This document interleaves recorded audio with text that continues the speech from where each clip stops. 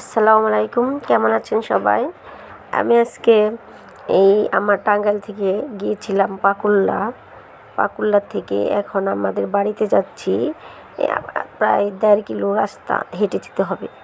কিন্তু যদি রিক্সাতে যেতাম তাহলে একটু কম সময় লাগতো, তবে এই রাস্তা দিয়ে যেতে পারতাম না। যেতাম হলো যে অন্য রাস্তা দিয়ে, রুট দিয়ে, বিশ্ব রুট দিয়ে যেতে হতো রিক্সা দিয়ে। আর এখন আমাদের জামুরকি বাজারে একটা কাজ আছে, সেজন্য আমরা এই রিক্সা দিয়ে না গিয়ে পায়ে হেঁটে যাচ্ছি, আমি আর আমার মা।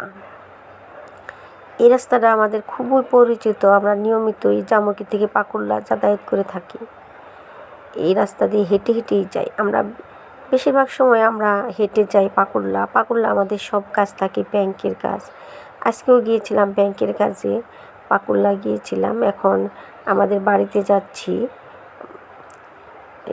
সেখানে আমার ছোট মেয়ে রয়েছে, সেই ছোট মেয়েকে আমি আজকে নিয়ে চলে যাব টাঙ্গাইল। আমি টাঙ্গাইল থেকে প্রায়ই আসি, প্রায় এই জামুরকি আসি, পাকুল্লা যাই। আমি একটা জব করি, সে ফিল্ডের জব, সেজন্য আমার জামুরকি পাকুল্লা আর আমার বাড়িতে আসতেই হয়। আর আমার বাড়িতে মা থাকে, সেজন্য আমি প্রায় সময় আসি, এসে মায়ের সাথে দেখা করে যাই। আজকে আসছিলাম একটা ব্যাংকের কাজ শেষ করে এখন আমি বাড়িতে যাচ্ছি। আমাদের বাড়িতে প্রায় এসে গেছি আমি। দুপুরে প্রচুর গরম, প্রায় এখন 2টা বাজে। এত গরমের মধ্যে বোরকা পরে খুবই খারাপ লাগছে। আমি আমাদের বাড়িতে কথা বলতে বলতে প্রায় এসেই গেছি। যেটা আমাদের বাড়ি দেখা যাচ্ছে, 2 পাশ দিয়ে সুপারি বাগান, ফুলের বাগান, অনেক কিছুই আছে। আমাদের বাড়িতে এমন কোনো গাছ নাই যে নেই। যেটা আমাদের বাড়িতে এসেই গেছি। এটা আমাদের বাড়ির সীমানায়।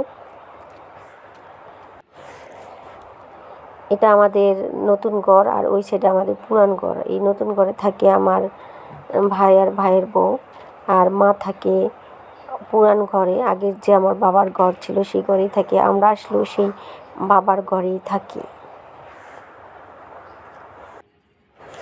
প্রচণ্ড রৌদ্রের মধ্যে খুবই ক্লান্ত লাগছে, পানি পিপাসায় গলাটা শুকিয়ে গেছে। এই পাশে আমার চাচাতো ভাইয়ের বাড়ি। এই দেখেন কি সুন্দর করে মুরগির মশারিতে ঢেকে রেখেছে। এই যে উঠানের মধ্যে বুনেছে আপনার কাঁচামরিচ গাছ। এই পাশে ঘরে না গিয়ে আমরা আমাদের ঘরেই যাচ্ছি, কারণ আমাদের ঘর এই টিনের ঘরটা আমাদের বাবা দিয়ে গেছিলো, সেই ঘরেই এসে আমরা থাকি। এই যে যাচ্ছি ঘর, এই ঘরটা খুবই এলোমেলো, এবং আমার মা একা থাকে, তো বয়স্ক মানুষ, আমরা আসলে আমার মায়ের সাথেই থাকি। এই তো আমাদের ঘর। খুবই ক্লান্ত লাগছে, সেজন্য বিছানায় একটু গুড় দিয়ে নিলাম।